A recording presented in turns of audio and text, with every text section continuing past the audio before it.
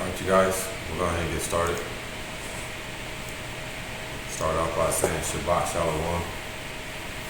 All praises to the Most High. Ahaya. Today we're doing a lesson on Saturday. Got canceled yesterday. So just like to give praise to Ahaya to be able to get it in today and close out the Sabbath with his words.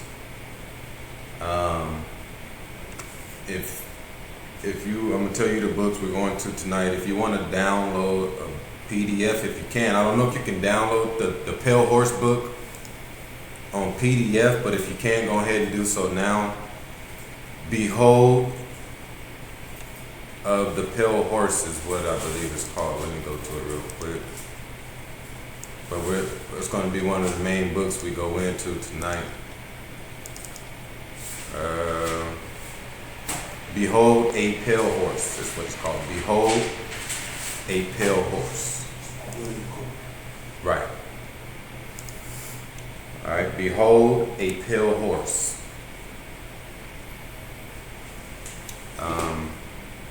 I'll open it up if anybody have anything they would like to share with the group, any news, anything they've seen over the last few days, anything different. This will be the time that we can go into it. I'll start online. Anybody online have anything they would like to share with the group?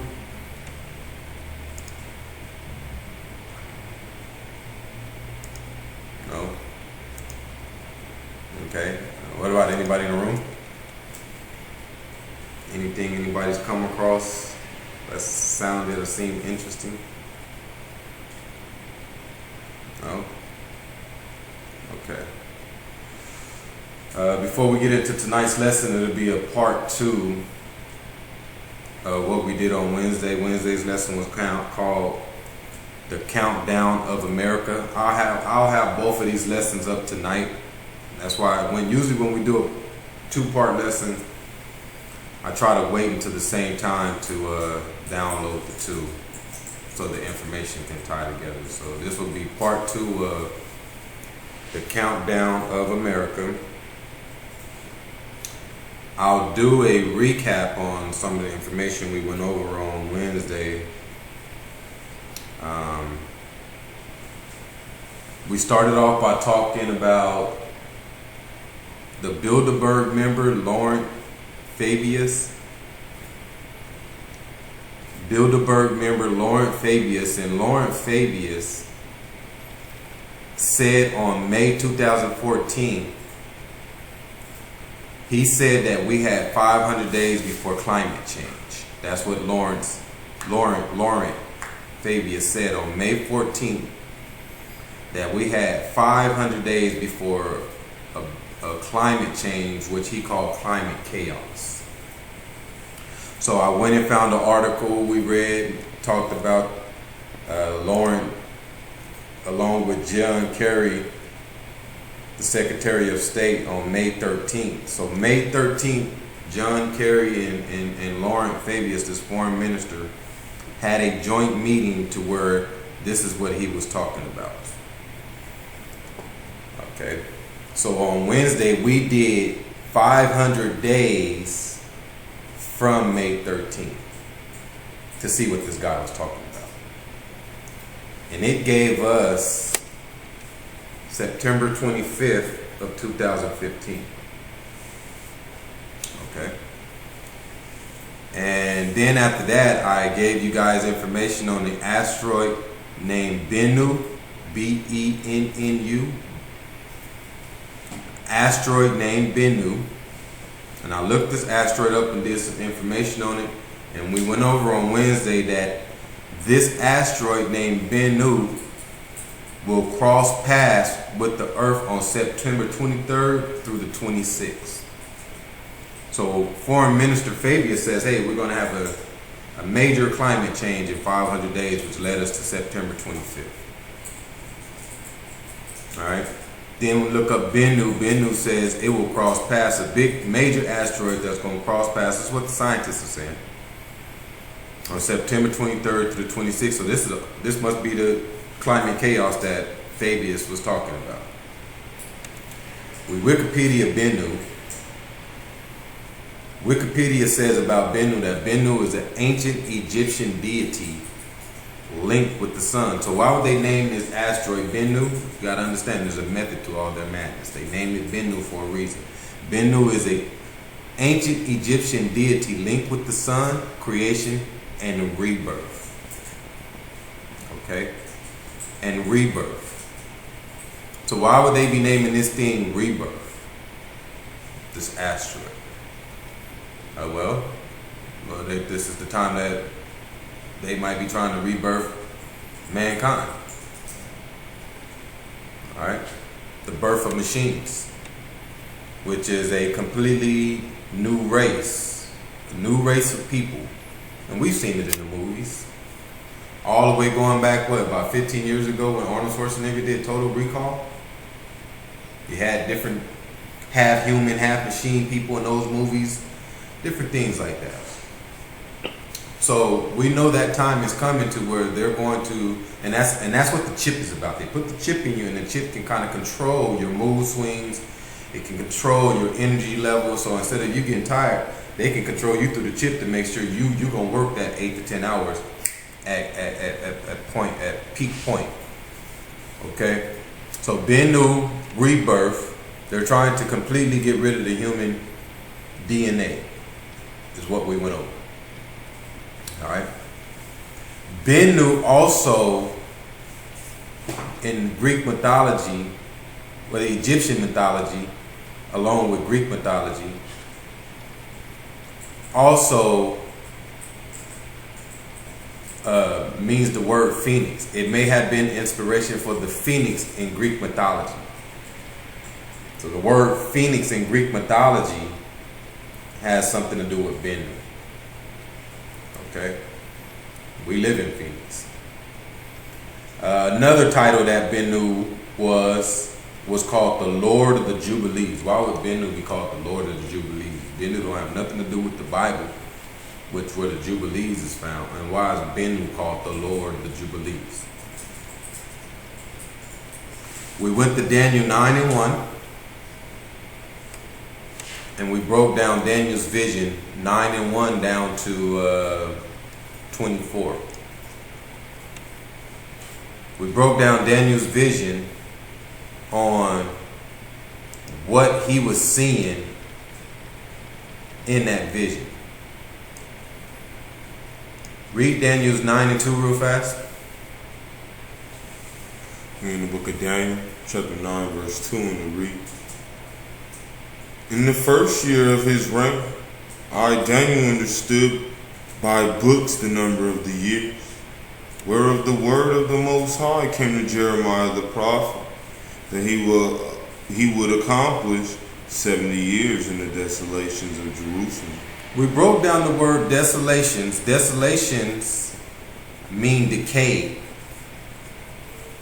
And the word decay means, in the Webster, having fallen from a good or sound state, impaired, weakened, or diminished. So it said Jerusalem was going to fall from a good state and go to a bad state, which would it'd be weakened and diminished. But the prophecy that Daniel was seeing here, he said, I understood by books the number of years, which were the words that was written of in Jeremiah. Jeremiah talks about the desolation. So Daniel said, I finally understand these numbers, which was 70 years in the desolations of Jerusalem. So Jerusalem, the state of Jerusalem, which is the people of Israel, had to go through this state that he's talking about here for 70 years.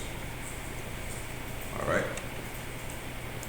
But when we read on, we got to the bottom to where it says, let's go to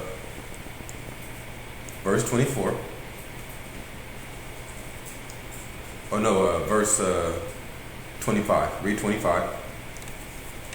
We're in the book of Daniel, chapter 9, verse 25, and it reads, "Know therefore and understand that from the going forth of the commandment to restore and to build Jerusalem unto the Messiah the Prince shall be 7 weeks, and 62 weeks.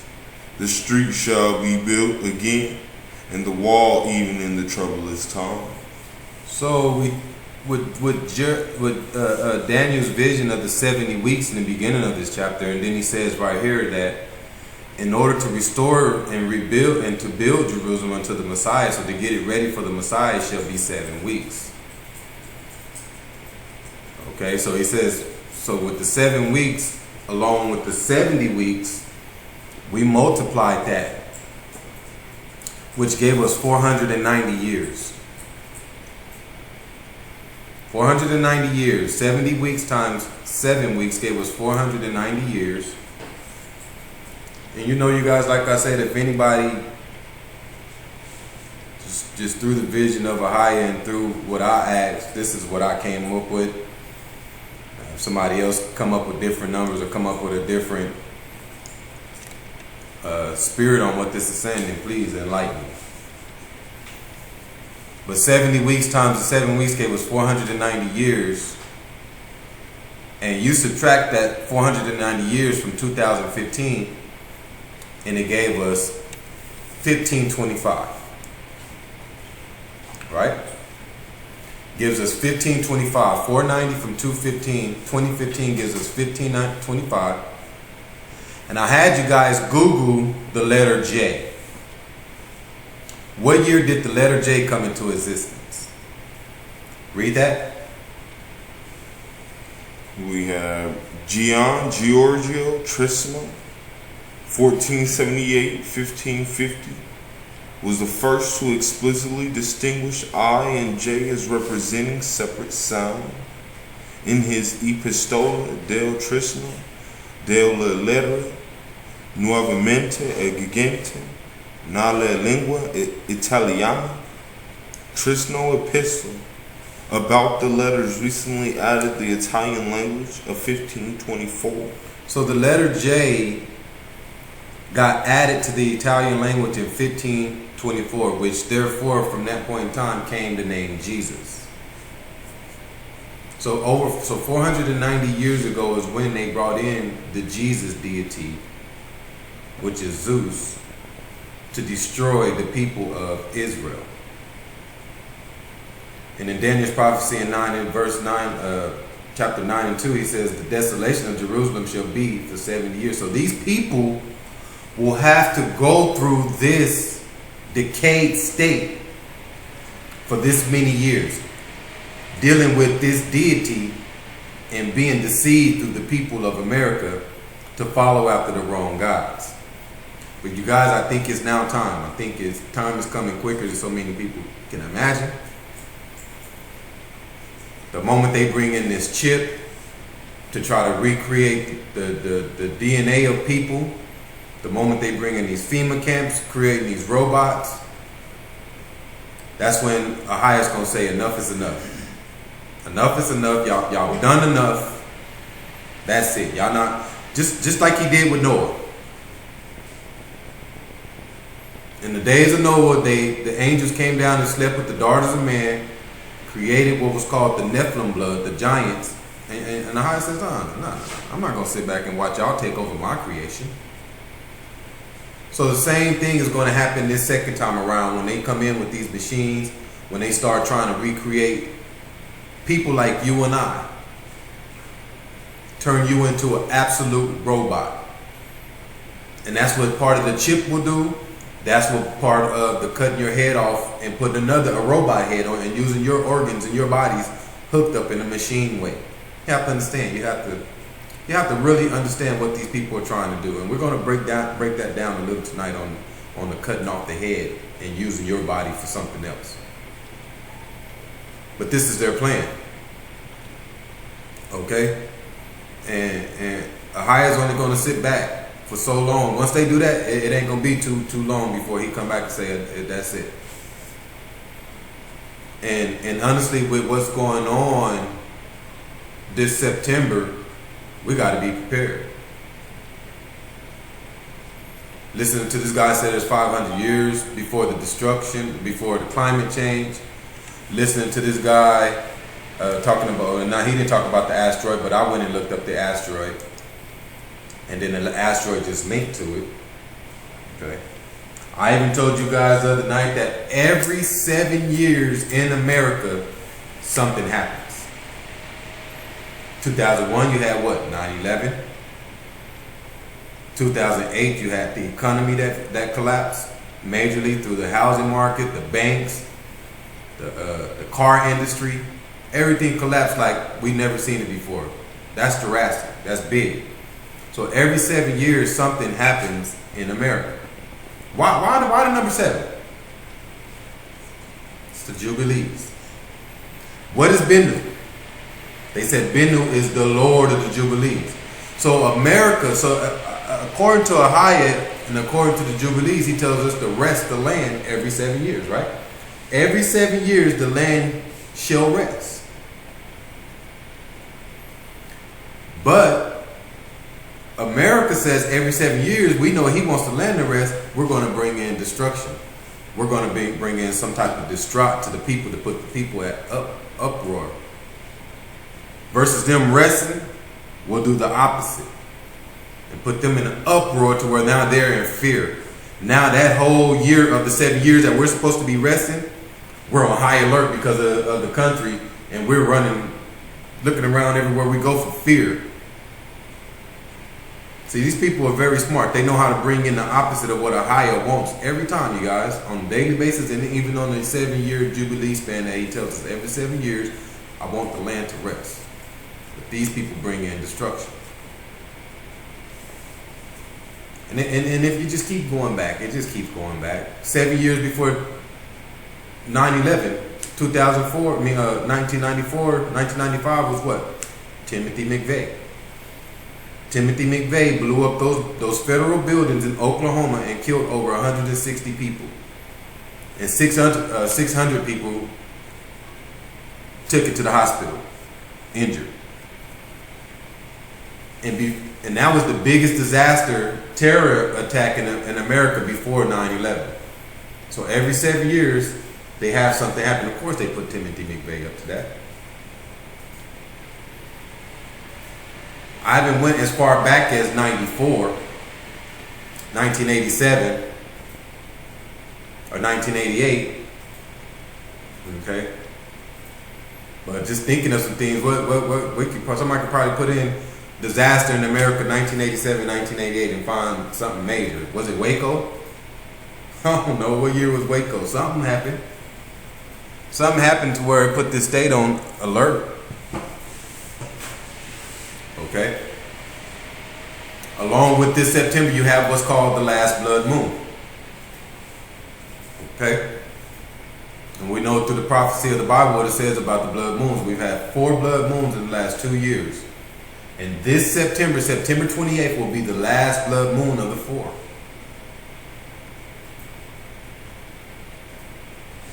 Alright? And then we even got a sign from Yeshaya. Yeshaya told us when these events is going to happen. Let's go to that part and then we'll get to the precepts for tonight. Let's go to the part where Yeshaya even told us when these events are going to happen. Let's go to Luke 23 and 28. So when you put the September of this year into play and put all the puzzle pieces together, it makes sense. They're going to do something big here, whether it's martial law, whether it's the FEMA camps. But when you look at it all, martial law, New World Order, FEMA camps, and this rebirth of the human DNA, it's all the same plan. Does that make sense? It's all under the same realm. So once you do New World Order, you have to bring in martial law. Once you bring in martial law, you have to bring in the FEMA camps. Once you bring in FEMA camps, you have to bring in the chip. Once you bring in the chip, then you have to rebirth the DNA people. People are now no longer humans. So it's all under the same umbrella. Let's see what Yeshaya says about the September event. Luke 23 and 28. Go ahead. In the book of Luke, chapter 23, verse 28, and it reads, But Yeshaya turning unto them said, Daughters of Jerusalem, weep not for me, but weep for yourselves and for your children. So when they was getting ready to crucify Yeshaya said, listen, don't weep for me. I'm going to be all right. My Father has me in his hands. But y'all need to worry about yourselves. When that day come for y'all, Y'all need to worry about yourselves, because what they gonna do to y'all is gonna be far more worse than what they do to me. Go ahead. Verse 29. For behold, the days are coming in which they shall say, Blessed are the barren, and the wombs that never bare, and the paps which never gave suck. So Yeshaya says, for behold, the days are coming in which they shall say, blessed. So there are days that are coming where they're going to say, blessed are the barren. Let's break down the word barren. Sorry about that. Break down the word barren. We have barren in G4723. G4723, and it is steros. It says as stiff and unnatural, sterile. So we already talked about Bill Gates a couple weeks ago putting in all that money to make sterile of the DNA, the human DNA of the man's sperm. Sterilize it. But barren means unnatural. Okay, so Yeshaya says there's coming a day where they're going to say, blessed are the unnatural people. Not the natural, we're natural. Unnatural people. Alright? And the wombs. And the wombs that never bear. So, and the wombs that never bear means in this new world, you're not going to have normal birth like we are known of a woman having conception and then being pregnant and then giving the baby. It says, and wombs that never bear. So now babies are not going to be born natural like we're used to. It's going to be unnatural births. And the paps which never gave suck. So the paps that never give sucks means you're not going to have the natural baby, which is on the mom's breast, getting the breast milk. It's all different. And they say, blessed. Yeshaya says, they say, blessed is the day when this happens. Verse 30. Luke chapter 23, verse 30, and it reads, Then shall they begin to say to the mountains, fall on us, and to the hills, cover us. So when they do this, when they bring in this day of the rebirth, this is when they're going to run to their tunnels. Their underground tunnels. All right. Say to the mountains, fall on us, and to the hills, cover us. So this is when they're going to bring in their underground tunnels and shouldn't try to go high. But Yeshaya knows what's going on. The high knows what's going on. It's going to send people. It's going to send the spirits right in there to take them people right from under them tunnels. And when we look at the whole September thing, when did the Walmarts close? About a month ago. They closed those 5 major Walmarts, and their reason was plumbing issues, right? And they said it was going to take, what, 6 months to fix those issues. That's right around the end of September, you guys. So they're going to have their FEMA camps and their underground tunnels right ready to go right when they make this chaos happen. Verse 31. Verse 31. For if they do these things in a green tree, what shall be done in the dry? So Yeshaya says, for if they do these things in a green tree means they crucified me in the spring. Yeshaya was crucified in the spring. That's why we celebrate the Passover, which is green. So he says, so if they do these things in the green tree, what you think they're going to do to you, which is shall be done in the dry. Dry is when? Fall. The fall season is when it's dry. As the leaves are dry, trees are dry, everything's dry. So Yeshaya said to us in verse 28, daughters of Jerusalem, weep not for me, but weep for yourselves and your children. Worry about yourselves. All right, then 31 says, so now that we know we worried about ourselves, verse 31 says, what you think they did to me in the green, what shall they do to you in the dry? So they're gonna come attack you guys in the dry season, which is fall. Fall season is when they're going to try to take y'all out. All right? So let's get to part 2 of this. Starting Ephesians 6 and 11 like we did last week. All right?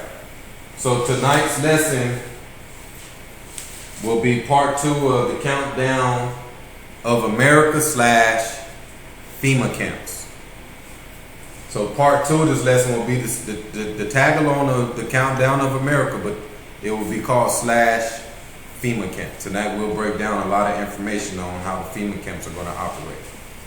Ephesians 6:11. We're in the book of Ephesians, chapter 6, verse 11, and it reads, "Put on the whole armor of the Most High, that ye may be able to stand against the wiles of the devil.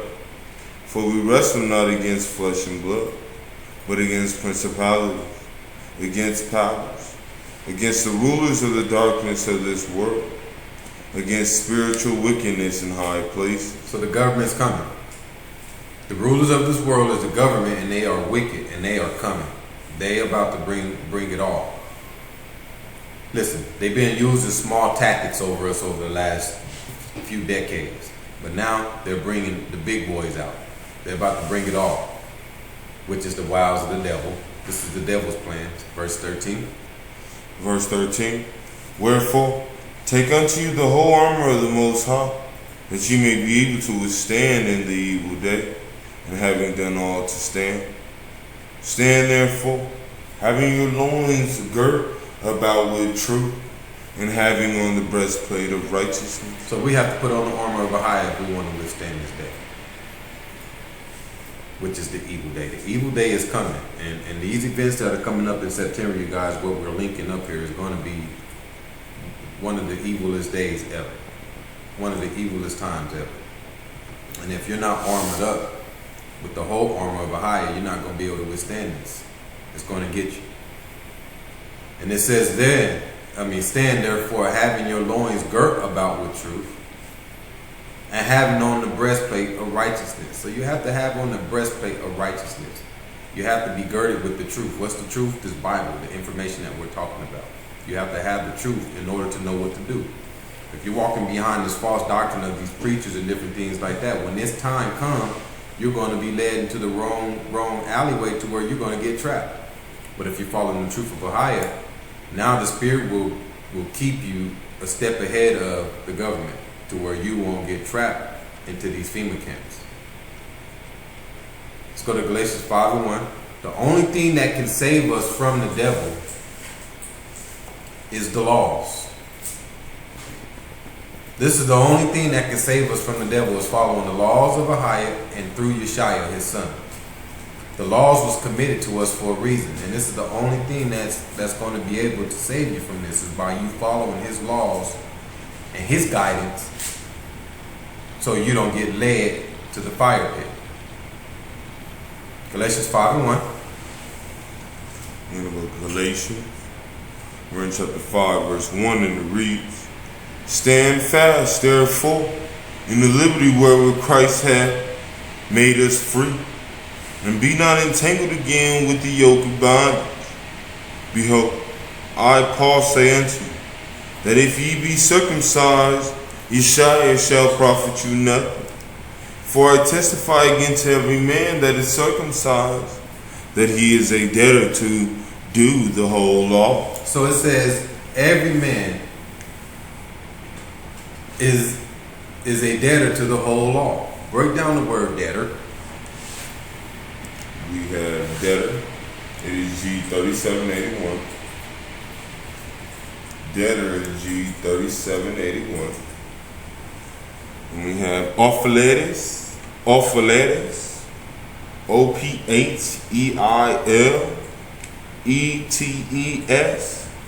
Again, that is Ophiletes.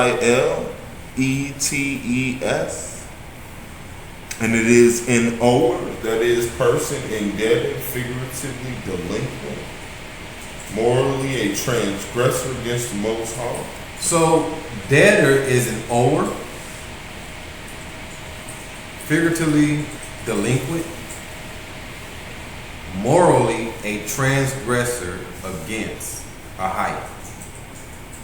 That's what a debtor is. And it says we are a debtor to the Most High. We are a transgressor against the Most High. That's what debt means. Debtor means you are a transgressor against the Most High, which is a sinner. So what does that mean? Let's go to the next one that links to this. Let's go to 1 John 3 and 4. So you have to understand, you guys, in order to fight this evil day, you have to have your debt paid up. That way, Ahaya can show you the way out of this. Go ahead.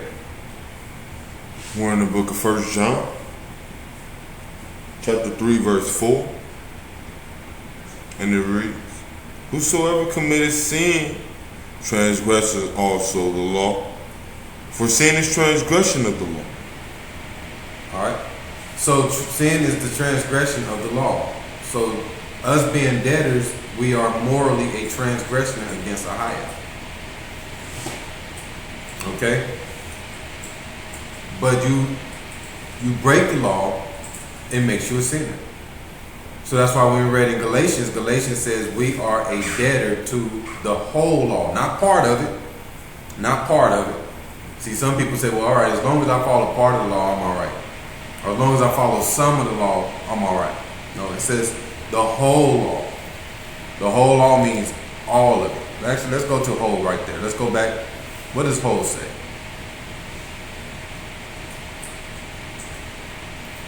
What does whole say in verse 3 and 5 of Galatians? 5 and 3 of it. Go ahead. We have G3650. Whole is G3650. And it is holus.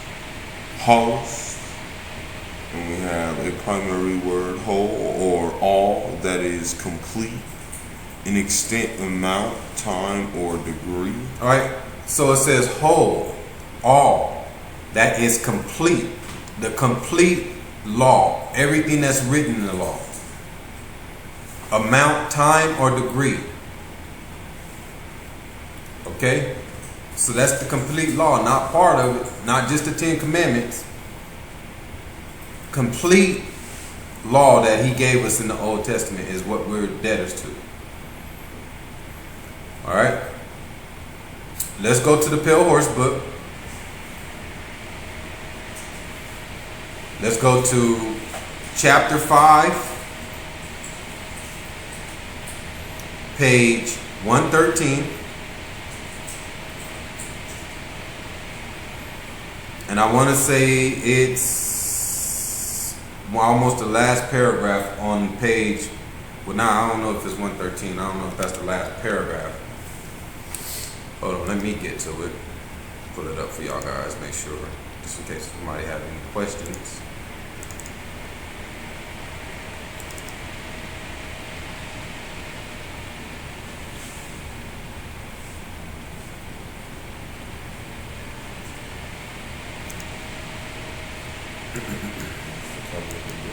Yeah, that's the cover of the book.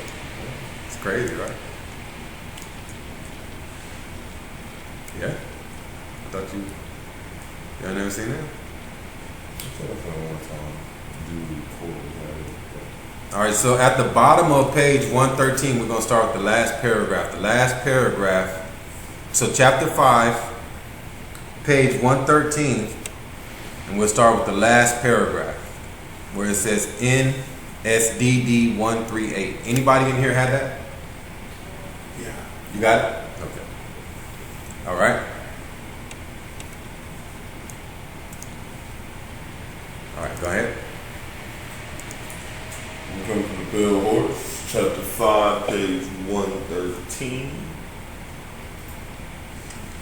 And it reads NSDD 138, International Terrorism, for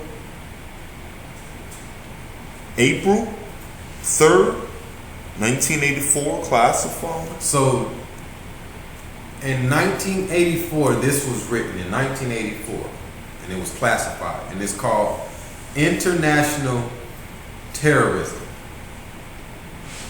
Okay, international terrorism. Sounds interesting. Let's see what it's talking about. Go ahead. It reads, subject. This directive endorses the principle of preemptive strikes and retaliatory raids against terrorists, and called on 26 federal agencies to recommend specific measures to combat terrorism. So it starts off and says we're going to put in something to take care of preemptive strikes and raids against terrorists, and called on 26 federal agencies to recommend specific measures to combat terrorism. So they're putting in a bill in 1984 to combat terrorism. Purpose? Go ahead. Says purpose: to lessen international terrorism and free U.S. hostages in Lebanon, while this NSD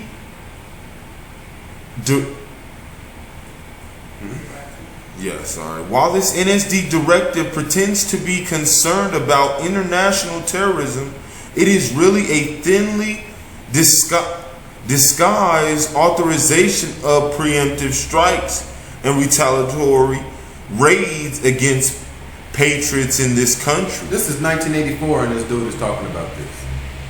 He says this bill that they're putting in is a disguised bill to strike against the patriots in this country. That's what this guy just said. This is a disguise. This bill is a disguise. So what's the disguise? Oh, let's put this bill in for terrorists in other countries. No. This bill was put in to put strikes against the patriots in this country. Go ahead. Says when FEMA is activated. When FEMA is activated, so FEMA's been around for a very long time. FEMA ain't something new. Just because you and I had just barely been hearing about FEMA over the last 7 to 8 years or so, FEMA's been around forever. Okay? They've been putting FEMA together for a long time.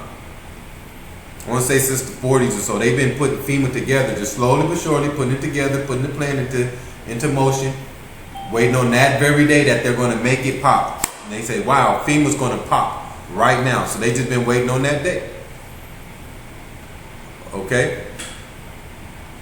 Go ahead. It says when FEMA is activated, patriots will be rounded up in the dead of night, most likely on a national holiday such as Thanksgiving. Read it again. Remember, this dude is talking about this in 1984. He's an insider. He's almost like Snowden. Remember Snowden, the leaker? This dude was like Snowden. He was one of them at one point in time, and then he got out of there and started linking out their plans. Read it again. It reads, when FEMA is activated, patriots will be rounded up in the dead of night, most likely on a national holiday such as Thanksgiving. So it says when they finally do activate FEMA, and when they finally do round up the people and send in martial law and say start getting them and bringing them FEMA camps, he said most likely it's going to be on a big holiday. Most likely like a holiday like Thanksgiving. Why Thanksgiving or a holiday like that? Because you're lazy. You done ate all this food all day long. You got so many family members around. You just chilling. You know? You don't want to do nothing. You got that lazy bone that day. You ain't gonna have much energy to fight back. Go ahead. It reads, government agents and law enforcement officers in every city across the nation have received anti-terrorist training under this NSDD directive. And I can assure you the target is patriots. So this dude, Cooper, says government agents and law enforcement officers in every city across the nation have received anti-terrorist training. Ain't that what we got going on right now? We just broke down Jade Ham, right? Jade Ham is this training. They all are about to receive the training of a lifetime. And the training is they try to make it seem like they're getting ready for ISIS. See, this is the disguised plan that we just wrote, right? He said this is a disguised bill to where they make it seem like they're getting ready for terrorists from other countries, but really this is a disguised act against the patriots. And the patriots are you and I here in America. Go ahead.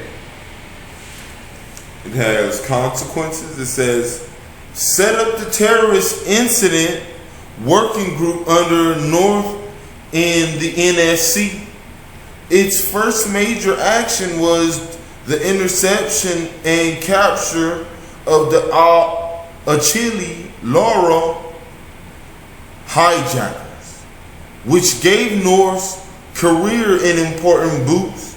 Either NSDD 138 or a subsequent NSD directive on terrorism authorized the training of 3 Lebanese units for preemptive strikes. NSDD is something Ronald Reagan passed in 1984. In 1984, Ronald Reagan passed what was called NSDD, which was a list of laws and laws, what they're going to do in certain instances. All right. Military in Ukraine, Law 110. And the terrorism act is 138. You can look it up. NSDD is something that Ronald Reagan passed in 1984, where he passed all these different laws on how they will react in certain situations and what they're going to do in certain situations. And 138 is the attack that's going to happen to open up these FEMA camps. Go ahead. It says, when problems arose, Director of Central Intelligence William Casey took that operation off the books and enlisted Saudi Arabian help in an attempt to assassinate the head of Hezbollah. A resulting car bombing killed about 80 in Bir Sheikh Fadala. The target was unhurt. The U.S. military, along with civilian law enforcement teams, conducted joint anti-terrorist training across America to allay public fears. The participants wore civilian clothing.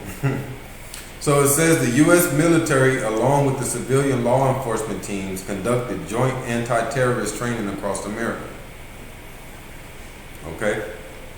This is what we have going on today. This NSDD 138 is about to be put into full gear. Ronald Reagan already passed the bill in 84 to say, hey, when this time comes, we already have the bill in play to where all y'all got to do is just follow the protocol of this bill. So it's already laid out. And what people have to understand, the FEMA camps are right there. They're ready to start these FEMA camps. They're ready to activate these FEMA camps at any given moment. They have FEMA camps everywhere. Phoenix alone probably have, I want to say, about 5 to 6 FEMA camps. Somebody look that up for me. How many FEMA camps does Phoenix have? Arizona have. Arizona alone probably has about 5 to 6 FEMA camps. And you have to understand, all the FEMA camps will be close to some type of railroad. Okay? Close to some type of railroad to where they could throw you on the bus, and the bus is going to take you where? To the train. And then the train is going to roll you right to the FEMA camps, the same way they had in Adolf Hitler's days. When you look up a bunch of pictures of Adolf Hitler when he went in and persecuted all those people, it shows trains and trains and trains bringing these people to the camps. So ain't nothing new under the sun. They're going to do the same thing that they did then. What makes people think it's going to be different? Let's go to Ecclesiastes. Ecclesiastes 1 and 9. There's going to be nothing new. Okay? Go ahead. In the book of Ecclesiastes, chapter 1, verse 9, and it reads, the thing that hath been, it is that which shall be, and that which is done is that which shall be done. And there is no new thing under the sun. So there says what was done in the past. So the thing that had been done, what was done in the past, it is that which shall be. And that which is done is that which shall be done, and there is no new thing under the sun. So what they did in the past, they're going to do it again. It worked in the past. Why not do it again? In the past, if Adolf Hitler was able to round all these people up this way and bring them to the camps, now that we're trying to bring people to the camps again, why not do it in the same fashion? It worked. So this is how they're going to round people up. They're going to round you up, put you on the bus. The bus is going to take you to the train station, put tons and tons of people on the train station, and then take you to these prisons. That's all a FEMA camp is. A FEMA camp is a prison. Look it up. Go to FEMA camps, YouTube FEMA camps, and you'll see how it looks exactly like a federal pen. It's got high fences around them, 20 feet, barbed wire fences all around the place. You can walk in to the building, but you can't come back out. The door is automatically locked. And the only way you can come back out is if a guard or somebody lets you out. Go ahead. Well, they had one officially, but they plan to have up to 12 by the 2016 elections. For what? Arizona? For, Read it again. well, they have one in Wilcox, Arizona. That's the one they're telling us. I promise you they already have a few. This one says they have 8. Right, and I remember 2 years ago reading that it was about 5 or 6. So there's 8. So there's 8 officially already in Arizona. And then what did you say? They plan on having how many by the 2016 election? 12 up and running. 12 up and running. Okay. So Sister Rachel says there's 8 already here. All right, and I knew there was many, but Sister Sunshine says she found the article that says that they plan on having 12 of the FEMA camps in Arizona up and running by the 2016 election. So isn't that right around the time with all this information we're talking about? Okay. And listen, why would they plan on having, and this is just Arizona, why would they plan on having 12 FEMA camps up and running by a certain period of time? That means they're ready to use them. I almost want to say I read an article in one of the Carolinas, South Carolina, I want to say. South Carolina, you are no longer able to be homeless. If you're homeless, they're coming around and rounding you up and taking you straight to the FEMA camp. Listen, they passed the law in South Carolina and says you can't be homeless. And if we come around to see you out here and you're homeless, we're taking you to the FEMA camps. And one man did an article, an interview with somebody and said they took him to the FEMA camp and guess what? Gave him the chip. He did an interview about 3 months ago. One man came out in South Carolina and said, yep, I was homeless. They took me to the FEMA camps and they chipped me up. They are chipping these homeless people already. How you gonna pass a law and tell somebody he's no longer able to be homeless, but then yet you ain't giving him the means to help him out? And then, go ahead. Just to add, I guess when they were first starting to do it, it was like they'll go around and give people food first to like lure them to the FEMA camps. They was just helping them out. Here's the survival pack. Yeah, so the bait to get the homeless people to the FEMA camp to chip them, Brother James says the bait is that they were going out to the homeless people and giving them food and telling them, hey, if you want more food, come to the FEMA camp, as if it was like a homeless shelter almost. White vans driving around. Come around, give you food. If you want more food, come to the camp right here down the street on Jefferson Street, and we'll give you some more food. And then the moment they get in there, they get locked up and they get chipped up. You ain't coming back out. So you have to understand the motto of what they're doing, you guys. See, right now they're not forcing people to the FEMA camps. It's like Brother James says, it's a bait mechanism. And what's another way they've been getting people to FEMA camps over the last 6-7 years? Anybody? The disasters. Anytime a disaster happens in the state, Red Cross, Blue Shield, helping the people out, FEMA camp's going to take care of you until you get back on your feet. So ever since the levees broke in Louisiana, Hurricane Katrina, they've been filtering people to FEMA camps to make FEMA look like the good guy, right? This is the place that's going to help you in the time of need. This is the place that's going to help you when you're all out, things are bad, your house has been flooded, some type of destruction. This is the place that's going to help you. Trust in us. And was it a week or so ago, a week and a half ago, we did a lesson on how the preachers are linked up with DHS to tell their congregation to go to the FEMA camps. So FEMA camp has been put out there as the good guy. We're going to train the people that FEMA camps are the way to go. That way when that time comes, everybody will run to the FEMA camps with no problem. There will be no resistance. There will be no resistance at all when it's time. When they say FEMA camps on the news, everybody get to the FEMA camps, 80%, 85% of people are going to be like, oh yeah, FEMA's good. They help people in time of need, so people are going to run. Oh, they got food, they got shelter. There ain't going to be much resistance. But let's talk about what's going to happen to the people that do resist. Let's go to Luke 21 and 12. Let's talk about what's going to happen to the people that do resist the FEMA camps. Because there's going to be some people that's going to resist. And who are those people? Us. If we ain't already out of here. Okay? If we're still here, by the time that happens, we will be the people that will resist the FEMA camps. And they got a plan for people that resist the FEMA camps. If you ain't on board with the New World Order, if you ain't on board with FEMA, if you ain't on board with the chip, they got something for you. Luke 21 and 12.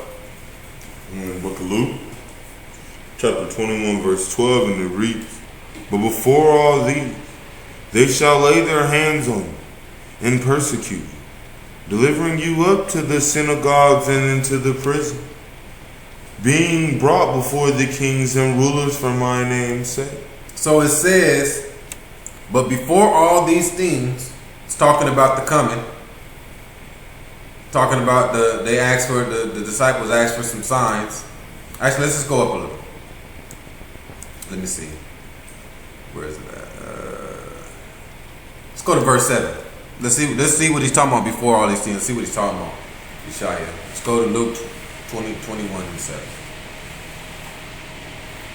We're in the book of Luke, chapter 21, verse 7, and they read, and they asked him, saying, Master, but when shall these things be? And what sign will there be when things shall come to pass? So the disciples asked, Master, when shall these things be? And what sign will there be when these things shall come to pass? So they're asking for signs. What kind of signs shall we look for when these things shall be? Read some of these signs. Verse 8. Book of Luke, chapter 21, verse 8, and it reads, and he said, take heed that ye be not deceived, for many shall come in my name, saying, I am Yeshua, and the time draweth near. Go ye not therefore after them. But when ye shall hear of wars and commotion, be not terrified. Of these things must first come to pass, but the end is not yet by and by. So he says these things have to come to pass.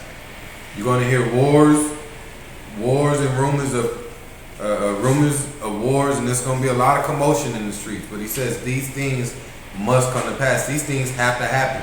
Yeshaya said, in order for me to come back, these things have to happen. Go ahead. Verse 10. Then he said unto them, nation shall rise against nation, kingdom against kingdom, and great earthquakes shall be in diverse places, and famines, and pestilence, and fearful sights and great signs shall there be from heaven. So fearful sights and great signs. What's that? The blue moons.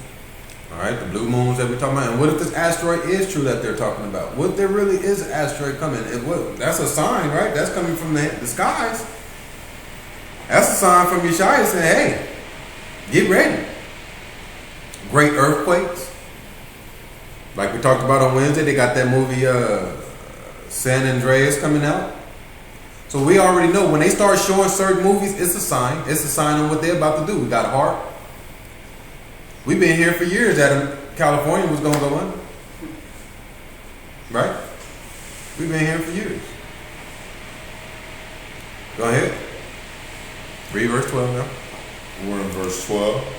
Luke chapter 21, verse 12, and it reads, but before all these, they shall lay their hands on you. Lay their hands on you. That's talking about martial law. When they come in the house and you like, huh? What is martial law? The troops are going to run in the house, get down, get these handcuffs. They're going to start laying their hands on you in all kind of ways. Beating people up, laying people down. Go ahead. And persecute you, delivering you up to the synagogues and into prison. What's the prisons? The FEMA camps.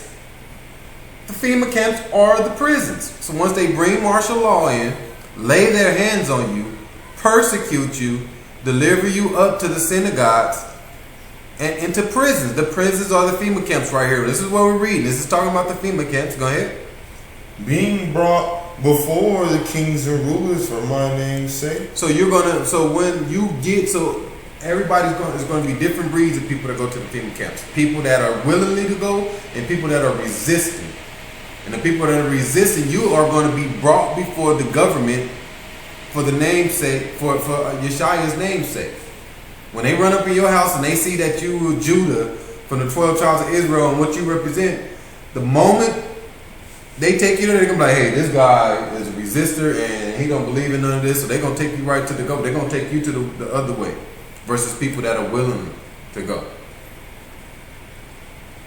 Okay? And they're going to do something to you when they take you there. Verse 13. Verse 13. And it shall turn to you for a testimony. Mm-hmm. Settle it therefore in your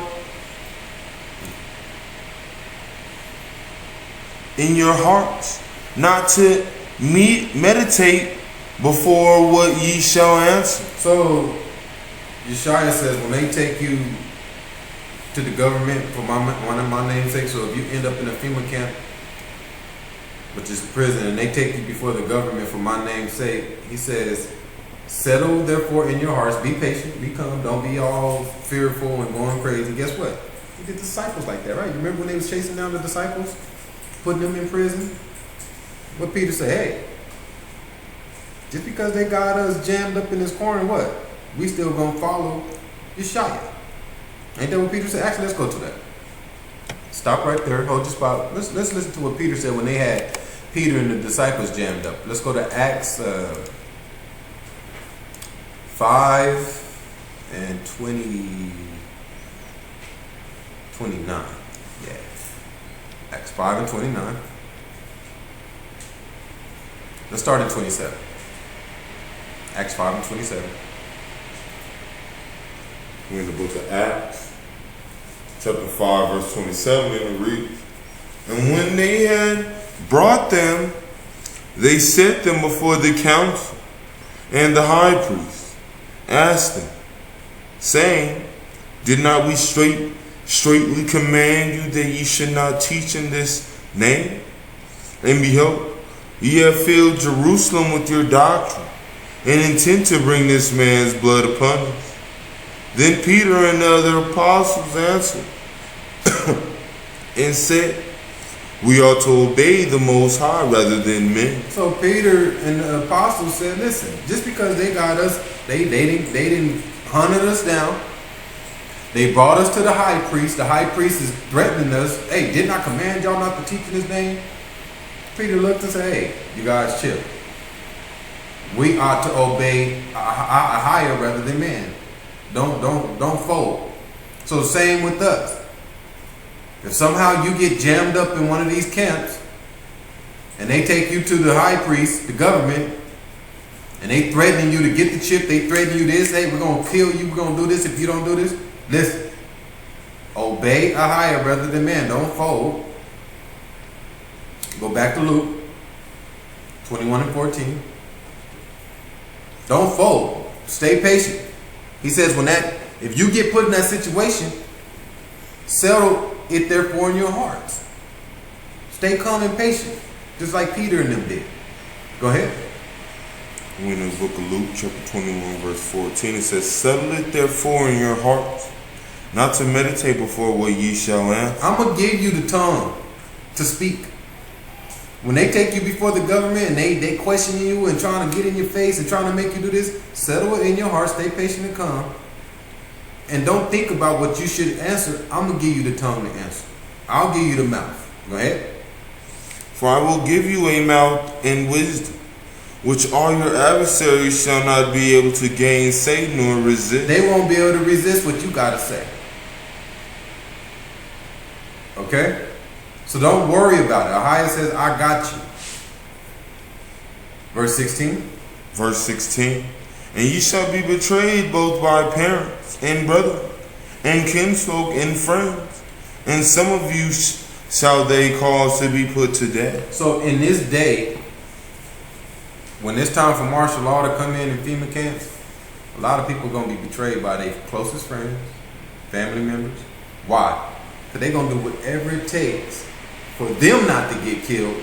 So if they got to throw you under the bus to the government, they're going to throw you under the bus so quick to protect themselves. There's only going to be so many people that's going to say, hey, you know what? Once the government run up in there on everybody like that, there's going to be so many people that's going to stand up and take the bullet and be like, nah, y'all take me, nah, take the family, nah. There's going to be so many friends and family members that's going to jump up like, yeah, it's him. We don't follow that. It's him. He the one that don't believe in y'all. Oh, no. They're going to turn on you so quick. So they don't get the killing.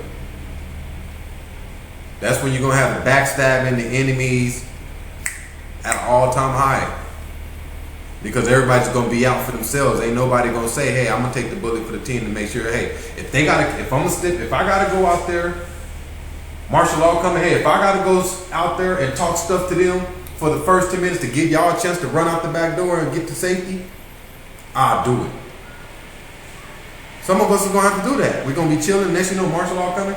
One of us might have to go out there and take one for the team and say, all right, you know what? I'm going to go distract them while y'all get away. Okay? Not know somebody walking back from the park to the group. Martial law gathers them up and say, hey, where are your boys at? Where are your friends? I'm going to kill you if you don't tell me, oh, they're in apartment 216. Give them up. We got to be that first guy. Be like, hey, you know what? Give them the runaround, lie to them, alert your people so they can get away, and then, hey, you might be the one that get beheaded, but it's in the name of who? Yeshua. For his name's sake, because you're giving the people a chance to get away. Read the rest. Verse 16. No, we're done with that? Okay. So, go to Google. So it says some of you will be caused to put to death when you get taken to these prisons. When you get taken to these prisons, which are the FEMA camps, some of you will be caused to be put to death. How will they be killing us? Well, them, because we're going to be out of here. We're going to be out of here. But how will they be killing the people? Go to Google and put in guillotines, Guillotines,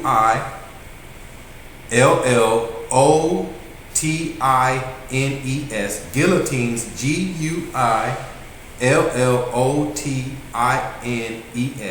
FEMA. Google guillotines, FEMA, and go to the second link.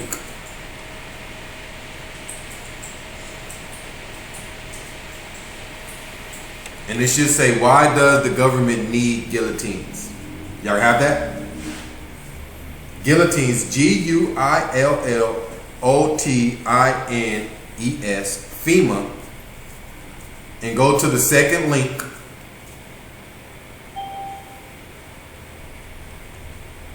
Okay. Everybody find that link? All right, go ahead. Whoever just got online, we're on Google. Google guillotines. Guillotines, FEMA, and go to the second link. That's where we're going to be reading from. Go ahead. We have, why does the government need guillotines? And it says June 29th, 2013. We have Sherry Wilcox photo of FEMA coffins outside of Atlanta. Y'all see all those FEMA coffins? Look at that. Just take a look. They have these coffins everywhere now. Wherever there's a FEMA camp, they have loads and loads and loads of coffins. Why? Listen, people can't continue to be stupid. Be stupid all you want. They got all these loads and loads of coffins. And look how huge those coffins is. Those coffins are big enough to put like 6 bodies in one coffin. 7? Is that what it is? 7 bodies to a coffin. And there's tons of coffins. You can go to a YouTube video with Jesse Ventura, and he has one video. You just put in FEMA coffins, and he goes to one of these sites, and it's acres and acres and acres of coffins just lined up in rows. Unbelievable number. The number was so unbelievable. He was like, he couldn't believe it himself. And remember Jesse Ventura, he at one point in time was the governor of Minnesota. And he's like, what the? He's like, I can't even count all of these. It was so many. Just. And this was like 6 years ago. So just imagine how many they have set up now. And just imagine how many they have set up now that they know everybody knows about. See, 6, 7 years ago, people didn't really know too much about them. You had to watch that video to find out. Now that everybody knows so much about all these caskets, just imagine how many they have now. Read the article. It says, when retired FBI agent, the now deceased Ted Gunderson, reportedly told a gathering of militia members that the federal government had set up 1,000 internment camps across the country. 1,000. This article is just 2 years ago. So 2 years ago, 1,000, most likely now they got about 1,300. 1,000 FEMA camps? And we just read an article to where it says Arizona says they are not trying, but will have up to 12 camps up and running by 2016. So why so many freaking camps? These number prisons. Go ahead. It says, I had no trouble believing his statement because there is ample documentation to support his statement. It says Rex 84, Operation Garden Plot, and now the NDAA. However, when Gunderson reported... So Rex 84, I'll break Rex 84 down for a second. Rex 84 is a bill that was passed to gather any and everybody that gathers up as a group. It was passed for like the Black Panthers back in the days and certain groups like that. But now it's for anybody like you and I. Anytime they see a big group of people on the corner gathering or anything, especially protesting against the government or especially resisting anything against the government, they can put into effect what's called Rex 84 and take you to the FEMA camps.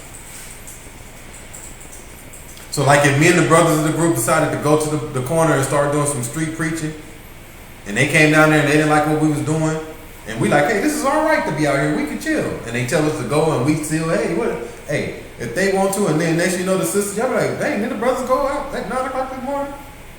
It's 9 o'clock the next day, where the brothers at? Y'all don't know where we at. They done took us to the FEMA camps due to Rex 84 because we was not listening to them.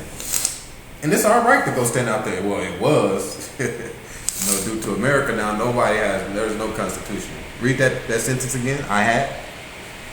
It says, I had no trouble believing his statement because there is ample documentation to support his statement. Rex 84 Operation Garden Plot and now the NDAA. However, when Gunderson reported that the federal government was storing over 500,000 caskets outside of Atlanta. That's just Atlanta.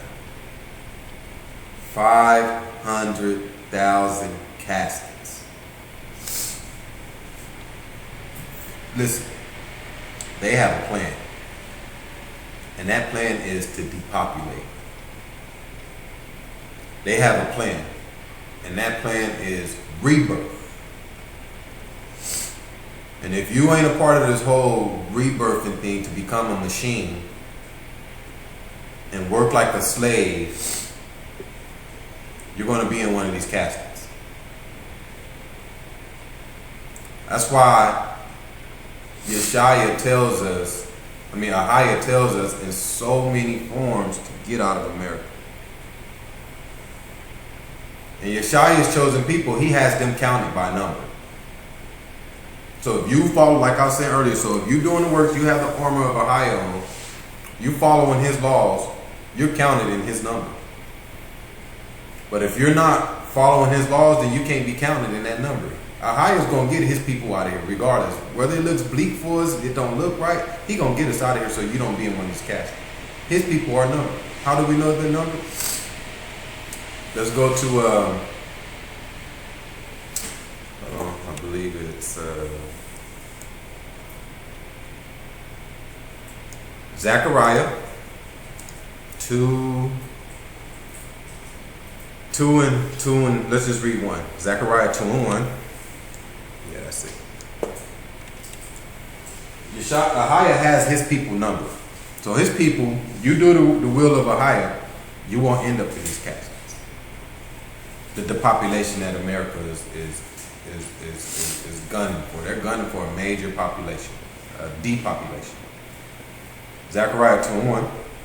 We're in the book of Zechariah, chapter 2, verse 1, and it reads, I lifted up mine eyes again, and looked, and behold, a man with a measuring line in his hand. So he looks up and he says, I see a man with a measuring line. What's a measuring line? It's like a big ruler, right? A ruler is what we measure things with rulers, right?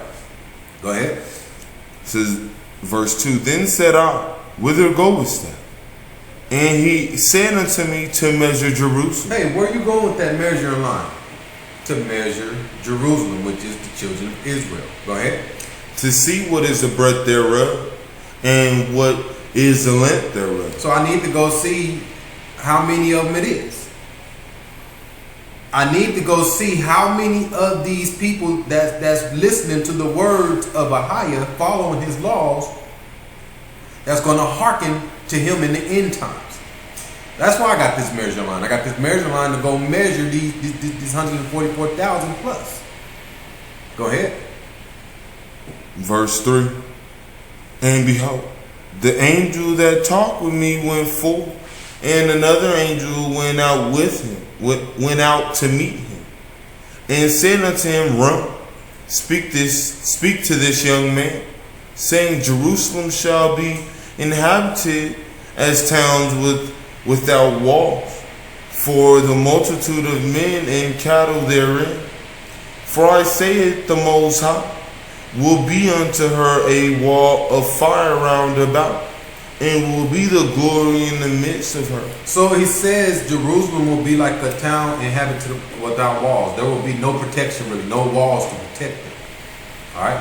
But, said the Most High, will be unto her a wall of fire round about her. So that's the hedge, that's the protection. The Most High says, I will be like a wall of fire round about her, and will be in the glory in the midst of her. So when it's time for us to get out of here, Ahaya says he's going to be like a wall of fire round about us, protecting us and guiding us out of here, guiding us away from those caskets.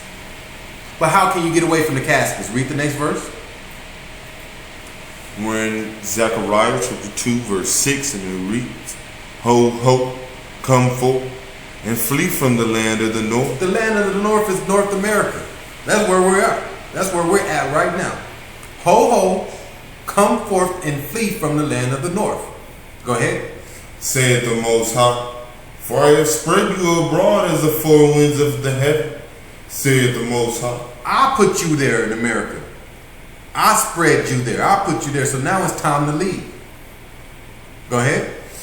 Verse 7, Deliver thyself, O Zion. There's many precepts that says deliver yourself. Moses ain't coming this time around. Deliver thyself. So we got to come together as a group and deliver ourselves out of here. Somebody ain't gonna come into America and get us up out of here. Deliver thyself, O Zion. Go ahead. that dwellest with the daughter of Babylon. The daughter of Babylon, not Babylon. See, that's where people go wrong. Babylon is Rome. The daughter of Babylon is America. Why? Because they brought the whore over here. Great Britain brought the whore from Rome to America. So they made America the daughter of Babylon. So deliver thyself. All right. So just in 2 precepts it says flee from the land of the north, and then it says deliver thyself. 2 words that tells us to get out of this place. Deliver thyself, flee. Verse 8. Verse 8. For thus saith the Most High of hosts, after the glory hath he sent me unto the nations which spoiled you. For he that toucheth you toucheth the apple of his eye. For behold, I will shake mine hand upon them, and they shall be a spoil to their servants. And ye shall know that the Most High of hosts hath sent me. Sing and rejoice, O daughter of Zion. For lo, I come, and I will dwell in the midst of thee, saith the Most High. And many nations shall be joined to the Most High in that day, and shall be my people. And I will dwell in the midst of thee, and thou shalt know that the Most High of hosts hath sent me unto thee. And the Most High shall inherit Judah, his portion in the Holy Land, and shall choose Jerusalem again. So Jerusalem is where we head to again. He tells us to leave the land of the north, deliver thyself, and make our way back to Jerusalem. So this is another precept to show you that the people living in Israel right now are not the people, the true people. You come across somebody right now that says they're Israel and they're the true, they're Jewish and they're the true people. You're like, well, what's this meaning right here then? They're saying in the end days, leave the land of the north and come back to Jerusalem. That means the true people are not there. It's telling them to come back. So if you're already there, that means you're not, you're false. Let's go back to the article. So if you don't want to be one of the people in these caskets, that's just 500,000 caskets. That was 2 years ago. So now that was just outside Atlanta. So outside of Atlanta, now they might have like 700,000 caskets out there. And that's just there. And like I said, if you don't want to end up in one of those caskets, and if you want to be a part of the number that was measured by that measuring line to make its way back to Jerusalem, we have to hearken to the words of the scriptures, to where the scriptures tells us to get out of here.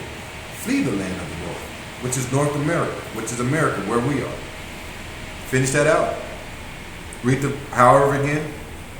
It says, however, when Gunderson reported that the federal government was storing over 500,000 caskets outside of Atlanta, I also knew he was accurate on this point because Sherry Wilcox found the evidence in the adjacent photo. However, when I heard that Gunderson was accusing the government of storing 30,000 guillotines, I thought he had lost his mind. 30,000 guillotines. That was 2 years ago, so that means they're up to what? 40,000 or so now.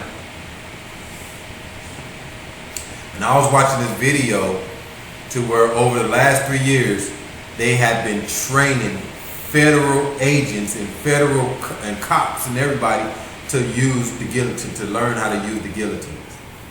They got secret training classes to where they're sending your cops and different people to these classes to learn how to use guillotines.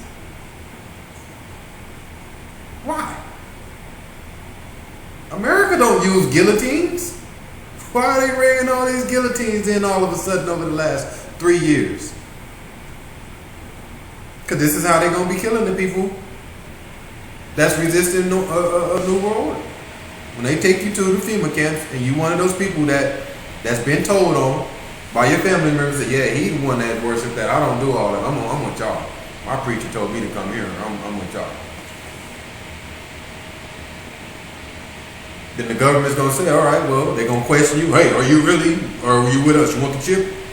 And if you don't give in like Isaiah says, don't give in, then they're going to take you to the guillotine. So if you don't hearken to the voice of Ahaya and get out of here, and you end up getting stuck and getting caught in the FEMA camp, and you holding strong to the words of Yeshaya, they're going to take you to the guillotine and cut your head off. And if you read the rest of that article, it tells you that once they cut your head off, they're going to still use your organs.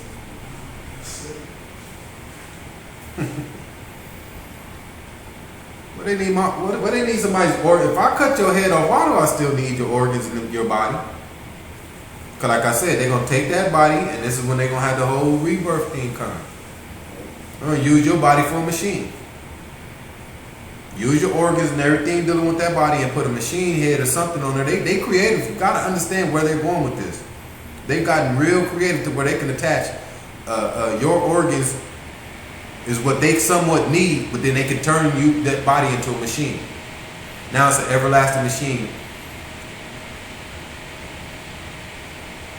Read why it says, why would the government want to store guillotines? Read down.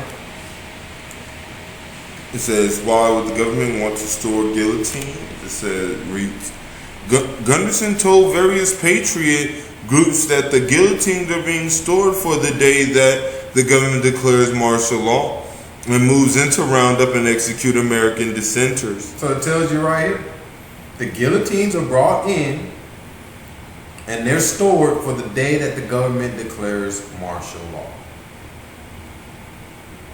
Go ahead.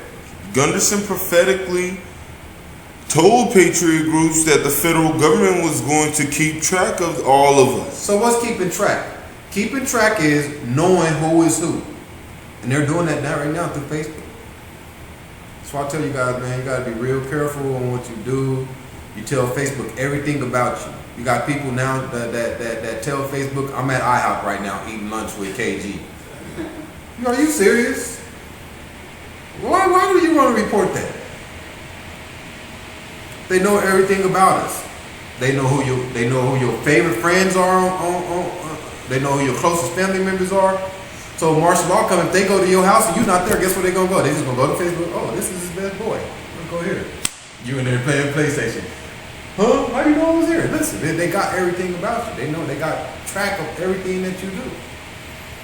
And not only do they have track of everything that they do, just through Facebook and social media and everything, they know if you're on their team or not. They go to my Facebook page, they already know, hey, take him straight to a bomb.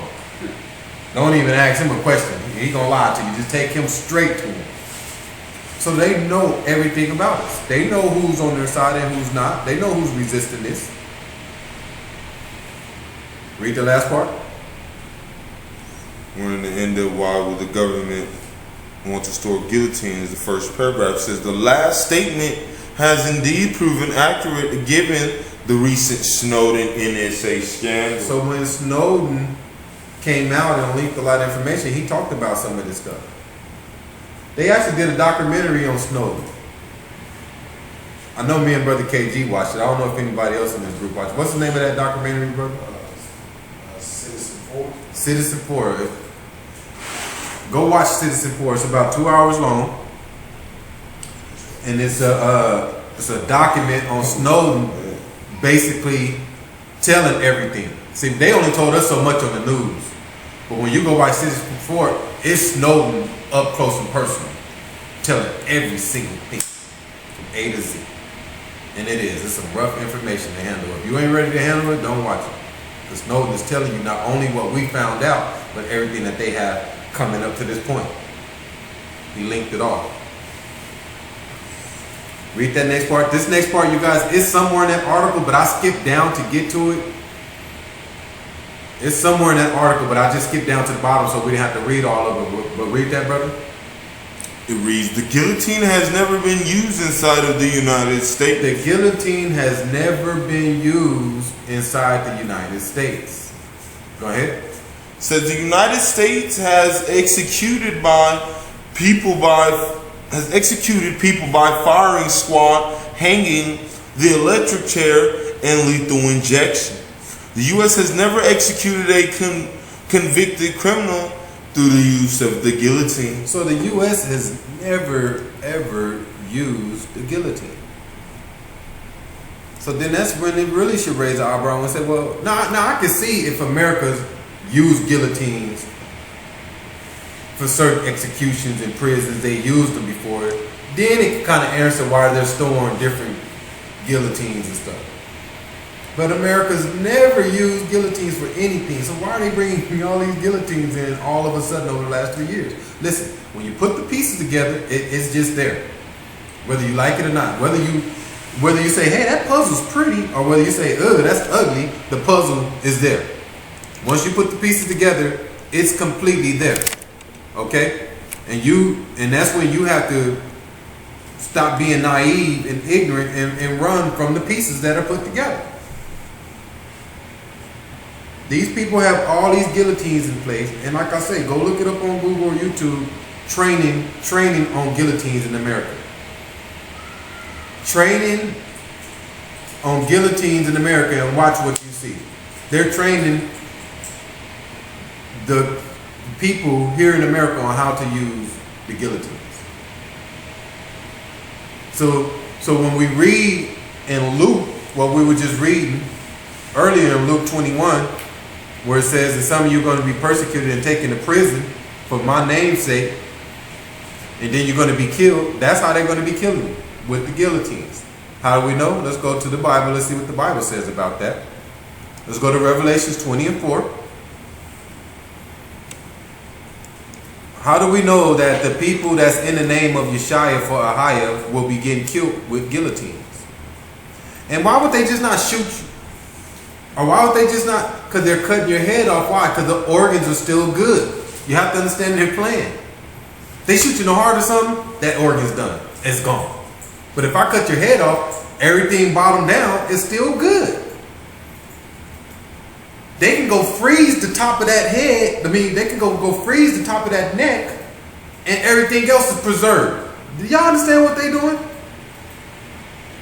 But if I shoot you somewhere else, now I might destroy them lungs. Now I might destroy them organs or whatever, that leg or whatever. No, I need it all. So I'm going to chop your head off so I can freeze the neck and then use it when I need it.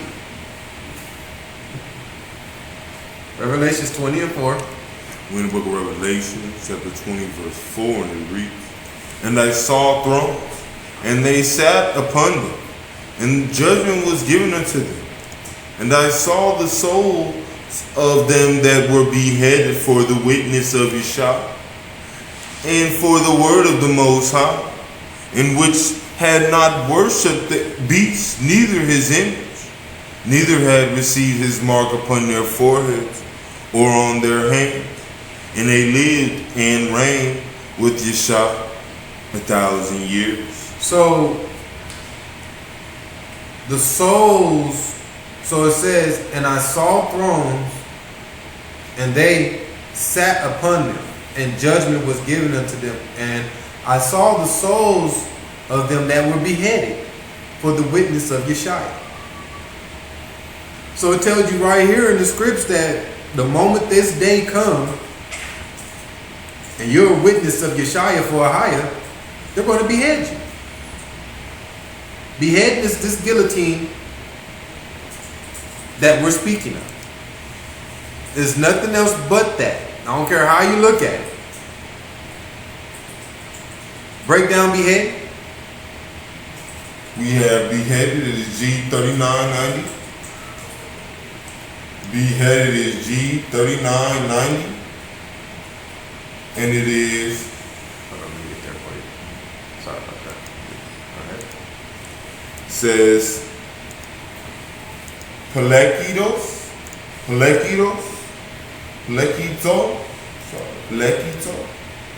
P-E-L-E-K-I-Z-O, Pelekizo, P-E-L-E-K-I-Z-O, and it says meaning an axe to chop off the head, that is trunicate, behead. So beheaded is meaning axe. That's what the guillotine is. It's just like a sharp axe to chop off the head. That is truncate. All right.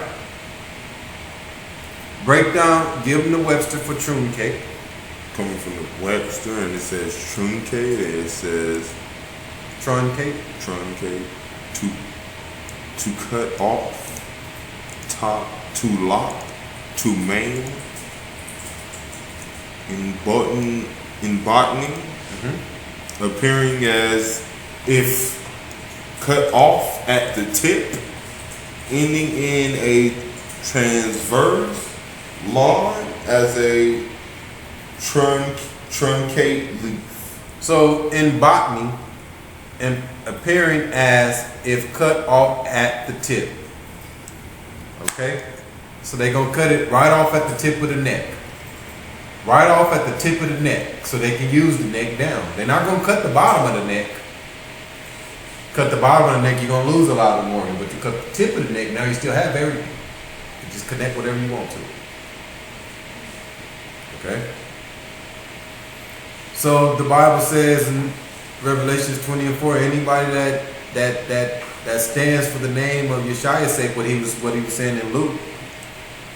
Okay? In Luke 21:12, he says, when you come when you being brought before the kings and the rulers for my name's sake, so when you standing in the name's sake of Yeshua, then they're going to behead you with the guillotine that we just broke down. Okay? We've got about 5 minutes left. Let's go to Matthew 10 and 16. So let's see what we're to do.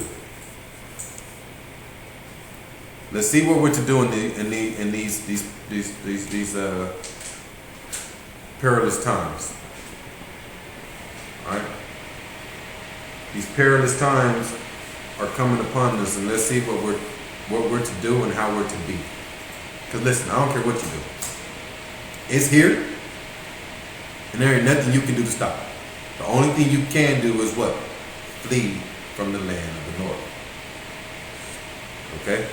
Go ahead. In the book of Matthew, chapter 10, verse 16, and it reads, Behold, I send you forth as sheep in the midst of wolves.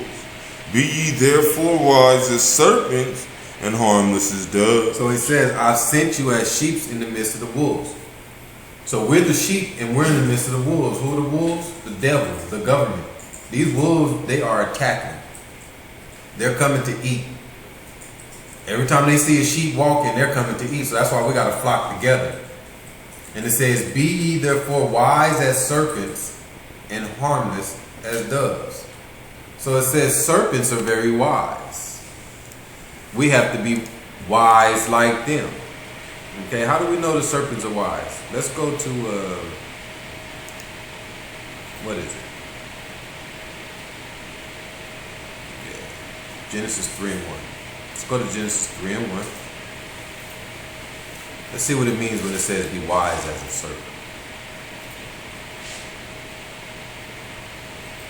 Go ahead. In the book of Genesis, chapter 3, verse 1, and it reads, Now the serpent was more subtle than any beast of the field, which the Most High Power had made. And he said unto the woman, Yet hath the Most High said, Ye shall not eat of every tree of the garden? So it says the serpent was more subtle than any beast of the field. Break down subtle. We have subtle. It is H6175. Subtle is H6175. And we have Aram. We have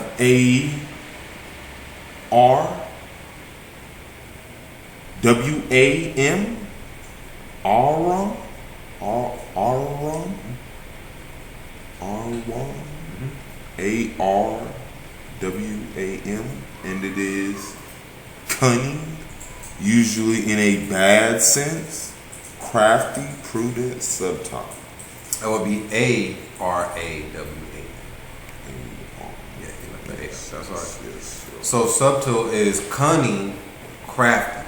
So it says the serpent is real cunning and they're crafty, very smart. Okay? So it tells us, go back to Matthew 10 and 16. So it says, be ye therefore wise as a serpent, be cunning, be crafty like the serpent. and harmless as doves. Harmless as doves means stay out of the way. Don't be known. Don't be recognizable. Harmless. All right, do your thing. Be on the low. Verse 17. Matthew chapter 10, verse 17, it says, "But beware of men, for they will deliver you up to the councils, and they will scourge you in their synagogues. And ye shall be brought before governors and kings for my sake, for a testimony against them and the Gentiles. But when they deliver you up, take no thought how or what ye shall speak, for it shall be given you in that same hour what ye shall speak." So it says it again right here, just in different ways. When they take you before the priest or the government, all right, give no thought on what you shall speak, because I'm going to give you the words to speak in that hour. This is the same thing. Like if they're persecuting you, and say you got court, and you're nervous about, oh man, I got court tomorrow, man. I don't know what they're gonna say, and that's what they do. They try to scare you into where when you go before these judges and these governors, you're scared and you do whatever they want. Nah, it says, hey, when you get taken before these people, don't worry about what you need to say in front of them. I'm gonna give you the tongue. I'm gonna give you the wits on how you to act. Don't let them scare you into getting a plea deal. Yeah, I'll take that plea for 5 years. No. Chill out and let him come to you and tell you what to do. Finish it up. We're in verse 20, and it reads, "For it is not ye that speak, but the Spirit of your Father which speaketh in you." Don't you speak from the flesh. Let the Father speak through you from the Spirit. Go ahead. "And the brother shall deliver up the brother to death, and the father the child, and the children shall rise up against their parents, and cause them to be put to death." So same thing we read in Luke 21, but just in a different way. All right, you're going to be delivered from a family member or a close friend. They're going to deliver you up. Go ahead. "And ye shall be hated of all men for my name's sake, but he that endureth to the end shall be saved. But when they persecute you in this city, flee ye into another. For verily I say unto you, ye shall not have gone over the cities of Israel till the Son of Man be come." So remember in Zechariah 2, we read that when it's time to flee from the land of north, to make our way back to Jerusalem. Don't go straight to Jerusalem, but make our way back. Why don't we go straight to Jerusalem? Because in verse 23 it says, "But when they persecute you, you go from city to city." So we go from one city to the next. And we wait. And when they come to that city and persecute us there, go to another one and wait. "And you shall have gone over the cities of Israel until the Son of Man." And you shall not have gone. So don't go to Israel until the Son of Man comes. And once the Son of Man comes, then we make our way back to Jerusalem. But until then, we're fleeing from city to city with that ball of fire around us, which is the protection of a highway. So don't be scared and say, well, I'm not going to go to another country because I don't know if how am I going to go to Belize and I don't know nobody there. No, if we flee out of here under the spirit of Ahia, he's going to protect us in Belize, because he's going to look down and say, my people, you're hearkening to the words of the Bible, fleeing from the north. Listen, he ain't going to tell us to flee from the north and then we listen and we go somewhere else and then we die right away. Nah, he's going to protect us because we're listening. You have to understand the Spirit. The Spirit's going to take care of us. We got to have that faith though. And that's why the faith starts here right now together as a group. We build that bond, we build that unity through the spirit of Ahia. That way when that day comes, we're all under one accord. You have to understand. When that day comes and it's time for us to flee out of here, like I always tell y'all, we don't know who's going to be in charge. We don't know who the Spirit's going to come and say, it's time for you to leave. It's time for you to do this. It ain't going to be when we get in the wilderness, group under here, group under here. No, we're all going to have to find a way to come together, and we don't know who it is. It could be somebody that we don't even know of right as of now. And we're all going to be on the same level, because why? The Bible says in the end days, I'm going to prophesy through the men and the women and the daughters. So the women, we're all going to have the same wits when it comes to the knowledge of Ahia. All the brothers are going to be on the same page. Even the women, they're going to know just as much as the brothers when it comes to the to the spirit. That's why we're to fellowship and keep teaching each other, because the women gonna know just as much. The only difference is when we get in that day to lead, the men, the reason why there be a man in charge is because the man has the more patience, the man has the more humbleness. But the person that's going to be seeking in charge in those days will be the person that has the wits on how to maneuver in the wilderness. It ain't going to be who knows the most. Well, I studied the most and I know the most, so I'm in charge. No. Who knows how to be patient enough and humble enough to get us past this barrier and not lose his mind? Who has the wits on saying, all right, you go that way. Let's take them down like this. Who? It's about the wits on how to survive. It ain't going to be about when we get there in that day, who knows the most. Well, I read this many books, so I should be the person that make the decision. No. Get out of here with that. You'll be the first person we tie up and leave on the tree for the bear. You know what I'm saying? Because the Most High don't want them type of people around, them type of people that's going to be a Dan of the group and hinder us and hold us back. Everybody has to be on the same page, and everybody has to understand. Anybody that flees the north and makes it to the wilderness is going to have the wits, woman or man, because the Most High is going to prophesy through them to show us. We might have to turn to one of the women, and one of the women be like, hey, you know what? I think we might have to go that way this time around. She probably ain't said nothing for the whole 2 months we've been in the wilderness, and she probably stand up and be like, hey, you know, I think that way. We might have to be like, yeah, you know. So it's going to be with all of us, and we have to understand that. Okay? So with that in mind, you guys, we'll close it out. We don't have much time, regardless. We don't have much time on what they are planning on doing. And we've been going over a lot of information over the last couple of weeks on how it could happen, different ways. All right? There's even to the years in the book of Daniel, chapter 9, when you take that back 400 years, and that's kind of dead on. It's kind of dead on what's been going on in America, and that prophecy that Daniel was reading in chapter 9 is the end of the Jubilees. So what Daniel's talking about in chapter 9 is talking about the end of the Jubilees. When he said the Messiah comes back, that's the end of the Jubilees. And think about it. If September is the end of the Jubilees, what if that really is the end of the Jubilees, like Ahia says? And then they got this asteroid Bennu coming in, which they call the Lord of the Jubilees. So now that Ahia says, hey, the end of the Jubilees, and they bring in their Lord to take over what Ahia has created, the Jubilees, with this rebirth. So they're trying to put themselves right in position. The Most High says the end of the Jubilees is coming. I'm going to put rest. And then they're going to, at the end of the Jubilees, bring in what's called this Bennu thing and the rebirth and the whole recreation of man. Listen, you guys, it's all right there. And Yeshaya told us this type of event is going to happen in the dry, which is fall. So we have to keep our peaks up as a group, not one person. We all have to keep our peaks up. We have our camping trip within 2.5 weeks. So we'll have a board meeting this Thursday for sure to get all the I's dotted and the T's crossed on how we're going to do this and what else we need and how much fun this is going to be. But you have to understand, this is a mission. The Most High has put together this camping trip for a reason, because this is a mission for us. He's trying to show us right now how to do this as a group and how we're going to get along. We all have to get out there and be on the same page. Sisters talking to sisters, brothers talking to brothers, sisters talking to brothers, brothers talking. We all got to be able to communicate. I got to be able to turn to any sister and say, hey sister, I need your help. And she can't look at me crazy, or I can't look at her crazy. And I got to be able to have the spirit to go to any sister and ask her for help and not be all wrong.